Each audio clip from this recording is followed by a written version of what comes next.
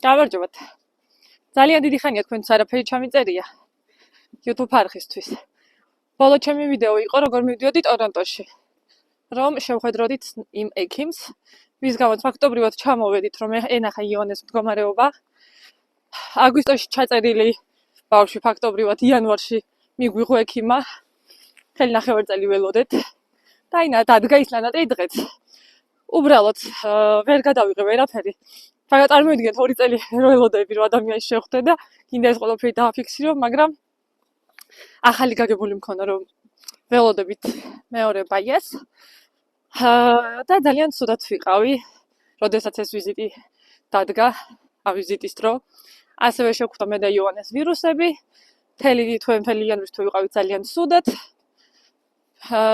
საავადმყოფოს უკაც არ მოშორები ვართ ამ ვირუსების გამო და ძალიან წუხვა რომ ვერაფერი ვერ გადავიღე. არა და ძალიან მინდოდა რომ თქვენს მენახებინა ყველაფერი დეტალურად. მომიტევეთ. მაგრამ სიტყვიერად მოგიყვებით ყველაფრის შესახებ. ვიტყვი იმას რომ ძალიან ბევრი შეტყობინება შემომდის. როგორ ხდება მანდ ვიზიტები, როგორ მიმდინარეობს ეს კურნალობა, მე დაგვირდით რომ ყველაფერს გადავიღებდი. მაგრამ არის აქ ერთი მაგრამ. წარმოიდგინეთ, სექტემბერში რომ ვიყავით ნევროლოგთან აქ ოღონდ ამ ქალაქში, გაგვიკეთა რეფერალი გადაგვამისამართა რეაბილიტაციის ცენტრში, რომელსაც ველოდებით დღემდე. უკვე ამდენი თვე გავიდა, წარმოიდგინეთ. როდესაც მეგონა რომ ჩავიდოდი და იონეს რეაბილიტაციას გავუკეთებდი, ყველაფერს რაც საჭიროა და რომ მეუბნებოდნენ აქედან რომ ძალიან დიდი დრო უნდა რაღაცნაირად არ მჯეროდა. მაგრამ რო ჩამოვედი დავრწმუნდი. როდესაც ვიკითხი აქ ხანვისთან რატომ არის ეს, რატომ არის ამდენი დრო საჭირო. ძალიან ისე მცემენ პასუხს ბუნებრივად რომ აქ ესია. სხვა გზა არ არის, უნდა შეეგუო და შეეჩვიო. არა და ძალიან ვერ ვილუp როგორც დედა იმაზე რომ ფაქტობრივად ამდენი თვის განმავლობაში არაფერთან შეიძლება ბავშვის უბარჯიშოთ ყოფნა რეაბილიტაციის გარეშე. რადგან როდესაც სპასტიკა აქვს ბავშვს, იმას სჭირდება მუდმივი ვარჯიში, მუდმივი მოძრაობა, რადგან ეს სპასტიკა იმატებს. კარგია რომ რაღაცები ვიცი, ცოტა და სახში ვახერხებ ასია თუ ისე რომ იონე არ მყავდეს თლად მოდუნებული. თუმცა ეს არ არის საკმარისი როგორც მოგეხსენებათ, იმიტომ რომ საქართველოში 8 თვიდან რომ დავიწყეთ რეაბილიტაციები, ვარჯიშები ოიტა თერაპიიდან დაწყებული, სხვა ვარჯიშებით დასრულებული, კვირა დღის გარდა არ მქონია არც ერთი დღე დასვენება, როდესაც იონე იყო ესე უმოქმედოდ. ყოველ დღე დავდიოდით და რა თქმა უნდა ყველაფერმა თავის შედეგი გამოიღო. და ძალიან ვღელავ ეხლა რომ ესე ზის აქ და ფაქტობრივად არაფერს არ აკეთებს. მაგრამ სხვა გზა არ არის. დავიწყეთ სკოლის ძებნა, როგორც კი ჩამოვედით, მალევე დავრეკე. და მითხრეს რომ უნდა მოეძებნათ სკოლა, რომელიც იქნებოდა მორგებული ეტლისთვის, იონესთვის. აქ არის ზოგი სკოლა, სადაც ძველი შენობებია და გაგიკვირდებათ და პანდუსები არ არის. და საბოლოოდ ჩემს სახლთან რომელიც იყო მივედი დირექტორთან და ვთხოვე რომ დამხმარებოდა. ძალიან კარგი ხალი აღმოჩნდა, თავისივე ხარჯებით წამიყვანა მანახა სკოლა, რომელიც იქნებოდა იონესთვის ძალიან კარგი, მორგებული, დავათვალიერეთ, ავირჩიეთ. შემდეგ იყო პრობლემა ეტლი. აქ ერთი ეტლი მოგცეს, მაგრამ ძალიან დიდი იყო, რადგან იონე ზომაში პატარაა, ის ეტლი არ გამოგვადგა. აგვიღეს შემდეგ ზომები რომ სხვა ეტლი დაემზადებინათ. ნუ ეს ყველაფერი მიმდინარეობს, არ გეგონოთ რომ ძალიან მალე თვეები მიმდინარეობს ეს ყველაფერი. გიბარებენ თვეში ერთხელ. მერე ხადუნკებს რო ეძახიან ეს გორგოლაჭებიანი გადასაადგილებელი რაც არის, ვოლქერს ეძახიან აქ. ეგ დაგვიმზადეს. და მითხრეს რომ ამას გამოიყენებდა იონეს სკოლაში, რადგან სკოლაში გაატარებდა დღის უმეტეს ნაწილს და მხოლოდ არ დადეგებზე გამოგვეტანდნენ სახლში. და ახლა იმყოფება ეს ვოლქერი სკოლაში. ამასთან ნელ-ნელა შეაჩვევენ და ავარჯიშებენ ამ სკოლაში, მაგრამ სანამ ამ ყველაფერს მოვყვები, გეტყვით იმას, რომ ამდენი თვის მერე ახლახანს დავიწყეთ სკოლაში სიარული. ერთი დღე წავიდა იონე და მერე იქ იყო კიდე ერთი პატარა ნიუანსი. აი როგორ აქცევენ ყველაფერს ყურადღებას და ძალიან დაკვირვებულები არიან ყველაფერში. ეს ძალიან მომწონს, რა თქმა უნდა, ეს დაცვის შეგრძნება რომ აქვს, როცა ბავშვს ეხება საქმე, ძალიან კარგია. იონი არის ძალიან აქტიური და ცელქი ბავშვი. და თურმე ავტობუსში როცა იყო მძღოლმა შეამჩნია რომ ღვე საკეთ იქით ათამაშებდა და არ არის ესო სანდო კი დაბმულია იქ ეს ეტლის ბორბლები მიმაგრებულია ამ ავტობუსში ყველაფერი მე ვიდეო დავდე Instagram-ს და Facebook-ზე სადაც ჩანს როგორი ავტობუსი აკითხავს იოანეს სკოლის და როგორ აყავთ და გადაადგილებენ ამ ავტობუსში მაგრამ მაინც აგიხსნით იქ არის დასამაგრებლები ყველანაირად უზრუნველყოფილია იმისთვის რომ იყოს კარგად მაგრამ რადგან იოანე მოუსვენარია მითხრეს რომ დამატებითი კამარა იქნებოდა აი აქ საჭირო რომ იოანემ არ ვიცი იქ რაღაცები არ ჩაიძინოს გზაში იმიტომ რომ ფაქტო რამდენჯერ ვთქვი სიტყვა ფაქტობრივად დაითვალეთ ვიდეოს ბოლოში და დამიწერეთ და მომთხოვეს დამატებითი კამარი შემდეგ ის კვირა ისე ვერ ვიარეთ ერთხელ რო იყო ნამყოფი იმიტომ რომ ეს კამარი სანამ მოვიდნენ გაუკეთეს სახლზე გამიკეთეს აპოინტმენტი და სახლში მოვიდნენ და დაუმაგრეს შემდეგ დაემთხვა გასაგაზაფხულო არ დადაგები და ეხლა ეს კვირა დღეს უკვე 3 აპრილია და ეს კვირა დაიწყო უკვე სრულყოფილად სკოლაში სიარული აქამდე გაფიცვა იყო კიდე მასწავლებლები იყვნენ გაფიცულები ეს თურმე ძალიან ხშირია აქ კანადაში მასწავლებლების გაფიცვა და არა მარტო ორი თვე იყვნენ გაფიცულები და აი წარმოიდგინეთ სექტემბრიდან მოყოლებული სკოლას რო დავიწყეთ საბუთების შევსება და ასე შემდეგ ყველაფერი აპრილში დაიწყო სრულყოფილად სიარული სკოლაში ეს ერთი პლუსი რას აკეთებს ახლა სკოლაში ძალიან ორცელი ვიდეო გამომივა მაგრამ მინდა რომ მოგიყვეთ იმიტომ რომ არის კითხვები თან ვიცი საქართველოში რა სიტუაციაც არის ამასთან დაკავშირებით ძალიან რთულია იპოვოს სპეცმასწავლებელი სკოლა იყოს უზრუნველყოფილი ყველანაირად ეთლისთვის და ასე შემდეგ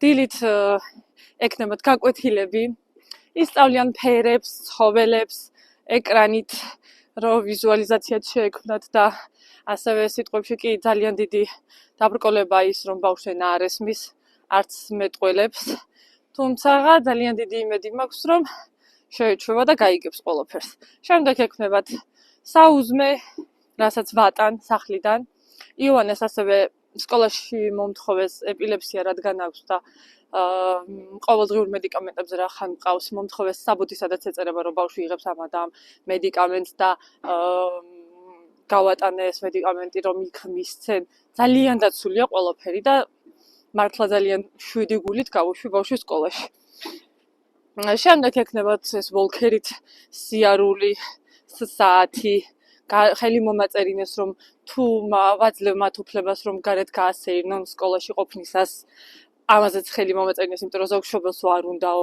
ასევე ხელი მომაწერინეს რომ თუ შეიძლებაო რომ აქტივობების დროსო გადავიღოთ თქვენ შულს სურათიო იმიტომ რომ ბევრი მშობელი უარს იძახის ამაზე არ უნდა რომ ბავშვის სურათი სადმე გამოჩნდეს მე არც ამაზე მაქვს პრობლემა რა თქმა უნდა თუმცა ყველას არჩევანი მისი არჩევანია ასევე გააკეთებენ ყოველდღიურად აქტივობებს თამაშებს ითამაშებენ ფუნქციურებს რა თქმა უნდა ბავშვს შეუძლია და ასე გავა მთელი დღე დილით 07:22-ზე აკითხავს მძღოლი და 3 საათამდე 3 საათზე უკვე სახლში მოვა ბატონი იოანე და იმდენად რთულია ჩემთვისაც და მისთვისაც ბაღის გარდა საქართველოში ბაღში ვატარებ მხოლოდ 1 წელიწადი და მეტი არსად არ უვლია ესე აი სოციუმში არასოდეს გასულა უკვე 8 წლის ხდება ამ თვეში და ეს მისი ასე ვთქვათ პირველი დებიუტია და ძალიან მიხარია რომ ჩემს გარდა სხვა სამყაროსაც ნახავს და მიხვდება ბავშვი რომ ჩემს იქითაც არის ცხოვრება არ ვიცი ეს როგორ ავხსნა ყველა დედისთვის ძალიან მნიშვნელოვანი და სანერვიულოა როდესაც მისი შვილი გადის ხალხს ნახულობს ახლა რაღაცებს სწავლობს მაგრამ აი გამიგებენ დედები ვისაც შეშმო შვილები ჰყავთ რამდენად მნიშვნელოვანია და ამაღელვებელი ჩვენთვის ეს ახლა კი მოგიყვებით ტორონტოში ვიზიტის შესახებ მოკლედ სანამ ამ პატარა ვიზიტზე ვისაუბრებთ გადავინაცვლოთ აგვისტოში როდესაც იოანეს დაემართა პირველი ეპილეფსიური შეტევა ვიყავით ტორონტოში ამ დროს ჩემს ძმასთან ჩასულები და ასე სრულიად არსაიდან დილით ბავშვი იღვიძებს ღებინებით არ ვიცოდით რა იყო მე მეგონა რომ შუნს დაემართა რამე წავედით გადაუდებელში იქიდან გადაგვამისამართეს სასტრაფოთი სწორედ იმ კლინიკაში სადაც ეს კაცი მუშაობს ეს იყო ჩემთვის შოკი, იმიტომ რომ ძალიან რთულია ჯერ ერთი მოხვდე კანადის კლინიკაში და მე სწორედ იქ, სადაც შენ ოცნებობ და გინდა რომ მოხვდე. ძალიან მაგარი კლინიკა ეს იქიცი, ძალიან კმაყოფილი ვარ და ძალიან მომეწონა. იქ გაუკეთეს იონეს ყველანაირი გამოკვლევები. აუღეს თავიდან სითხე, რომელიც გადააგზავნეს ლაბორატორიაში და შეამოწმეს ხომ არ იყო ამ სითხეში რაიმე პრობლემა რა, რისგანაც ბავშვი გახდა ცუდად, ვიდრე გამოიკვლევდნენ რომ თურმე ეს ეპილეფსია იყო, ხო არ ვიცოდით, იმიტომ რომ პირველი შეტევა იყო ბავშვის. გაუკეთეს ყველანაირი გამოკვლევა, რამოდენიმე დღე ვიწექით იქ კლინიკაში. სამწუხაროდ ის კაცი, რომელიც გვინდოდა რომ გვენახა, არ იყო შვებულებაში იყო გასული, თუმცა ჩავნიშნეთ აპოინტმენტი და ეს იყო აი თითქოს ღმერთმა გამოგვიგზავნაო. ეს კი ძალიან ცუდია ბავშვ ეპილეფსია დაემართა, მაგრამ ამასაც დადებითად უნდა შევხედოთ, იმიტომ რომ ბავშვო ეს არ მოსულო და ყველაფერში პლუს რო ვხედავ. ბავშვო ეს არ მოსულო და ჩვენ კლინიკაში ვერ მოვხვდებოდით და ჩვენ ამ კაცთან აპოინტმენტს ვერ ჩავწერდით. მე ხარ როგორც საქართველოში მიჩვეული, რომ გამოგვიკვლიეს და იქ რო ვიწექით რამოდენიმე დღე, ვთხოვე რომ იქნება ამ კაცს შემახვედროთ ხო, ნუ ჯერ ერთი მითხრეს რომ შვებულებაშიო, მაგრამო ასეო აქო არ ხდებაო. ეს უნდა ჩავნიშნოთო. კაი, ჩავნიშნოთ, ვიფიქრეთ, ვის ბოლოს ხახა ჩამწერეთ თქო. ეს აგვისტოში ხდება. და რომ მითხრეს იანვარში აქვს ადგილებიო. ძალიან გაოცდი, მაგრამ ნუ რაღაც ვიზავდით. მოკლედ, გამოგვწერეს, დაუდგინდა იონეს ეპილეფსია, დაგვინიშნეს მუდმივი მკურნალობა, თუმცა ძალიან კმაყოფილები წამოვედით იქიდან. რაც კი შესაძლებელი იყო და არ იყო შესაძლებელი. health card მაქვს, კიდევ კაი ავიღე წინასწარ და სრულიად უფასოდ გამოვიკვლიეთ ყველაფერი. და ძალიან მშვიდად წამოვედით იქიდან. ეხლა რომ ჩამოვედი იანვარში ამ კაცთან შესახვედრად ექიმთან, რომ ვნახე და ვუთხარი რომ ამდენი წელია თქვენთან შეხვედრა მინდა მეთქი და ჩემმა ქართველმა ექიმმა მეთქი. ძალიან დიდი როლი ითამაშა მეთქი რომ თქვენთან მოხვედრილიყავი მეთქი. მთელი ამები გაეცინა ამ კაცს და თან ჩემი ძმა მეხლდა გვერდზე. და მეუნება, იმედია მარტო ჩემს სანახავად არ ჩამოსულხარო აქო და შენი ძმის ნახვაც გინდოდაო. ძალიან დადებითი და კარგი ადამიანი აღმოჩნდა. და საბოლოოდ რაზე ვისაუბრეთ ახლა ვიზიტის დროს. ამ კაცმა ნახა აგვისტოში ჩატარებული გამოკვლევები, ყველაფერი პასუხები შეამოწმა და მითხრა რომ ბავშვის შემთხვევაში შუნტი კარგად მუშაობს. თავს თუ კარგად გრძნობს, უმკითხა, რამდენად აქტიურია, რამდენად ვითარდება, ეს ყველაფერი გამომკითხეს. შუნტის მდგომარეობაც ძალიან მოეწონა და მითხრა ესეთი რაღაცა.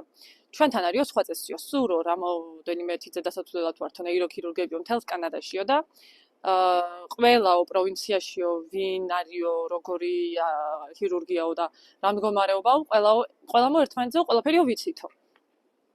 თქვენო რადგანო სხვა პროვინციაში ცხოვრობთო, მეო რახან წვდომა არ მექნებაო ხშირიო, ეხლა ამჟამად ბავშვთანო, მოდიო გავაკეთოთ ესეთი რაღაცაო.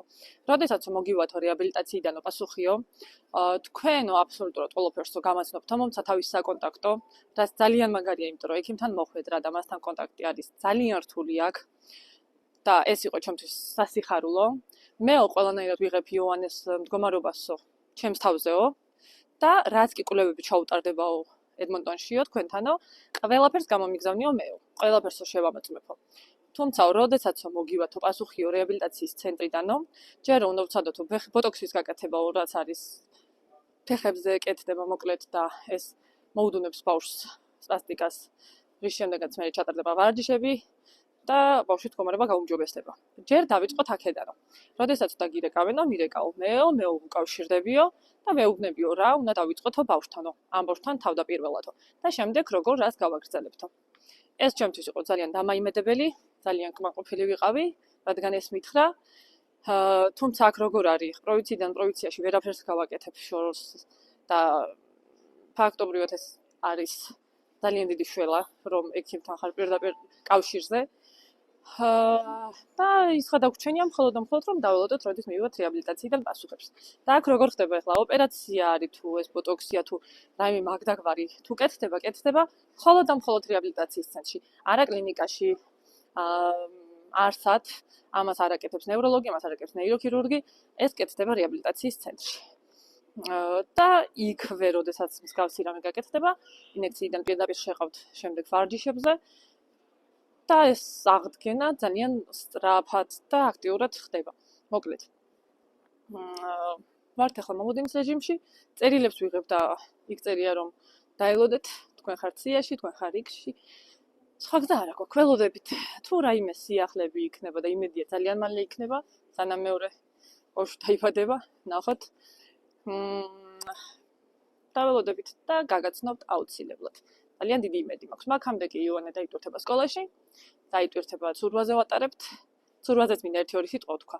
საქართველოს ძალიან დიდხანს ვეძებდი, მაქვს კიდევაც Instagram-ზე ვიდეო, სადაც ვამბობ, რომ საფენის გამო და ინდივიდუალური გაკვეთილების პრობლემის ქონის გამო საქართველოში ძლივს ვიშოვე საცურაო მოედანი, სადაც საფენზე დამთანხმდებოდნენ, მოკლედ. ცოტა ხანი ვიარე ძალიან საქართველოში, აქ რო ჩამოვედი, კი არის რეკრეაციული ცენტრები, სადაც შეგიძლია რომ ატარო ბავშვი, მაგრამ არის ერთი მაგრამ. არის ეტლებიც, ყველანაირი შესაძლებლობა აბსოლუტურად რომ ბავშვი შეიყვანო, აცურაო ისის, მაგრამ არის რა ინდივიდუალური გაკვეთილები არის ძალიან ძვირი, არ ფინანსდება მასწავლებელთან თუ არ გაქვს შესაბამისი საბუთი, ამ შემთხვევაში მუდმივი ცხოვრების უფლება დაგვიფინანსეს მხოლოდ და მხოლოდ ჯგუფურები, რომელიც მე არ მაწყობს, იმიტომ რომ იოანე დამოუკიდებლად ვერ გადაადგილდება და მოგვიწევს დარება ჩვენ მშობლებს. მოკლედ ესია. ჯერჯერობით იოანე ივლის ცურვაზე, ივლის სკოლაში, ამასობაში ნელა-ნელა იმედია დაგვირეკავენ რეაბილიტაციის ცენტრიდანაც და ძალიან დიდი იმედი მაქვს, რომ მალე დავიწყებთ ყველაფერს და ნელა-ნელა გაგაცნობთ ინფორმაციას. ამიწერეთ თუ რაიმე გაინტერესებთ ისეთი კონკრეტული ან მოკლე ვიდეოთ გადავიღებ Instagram-ზე და Facebook-ზე და ავტვირთავ. აბა, ნახვამდის. ძალიან დიდი მადლობა რომ ისმენთ.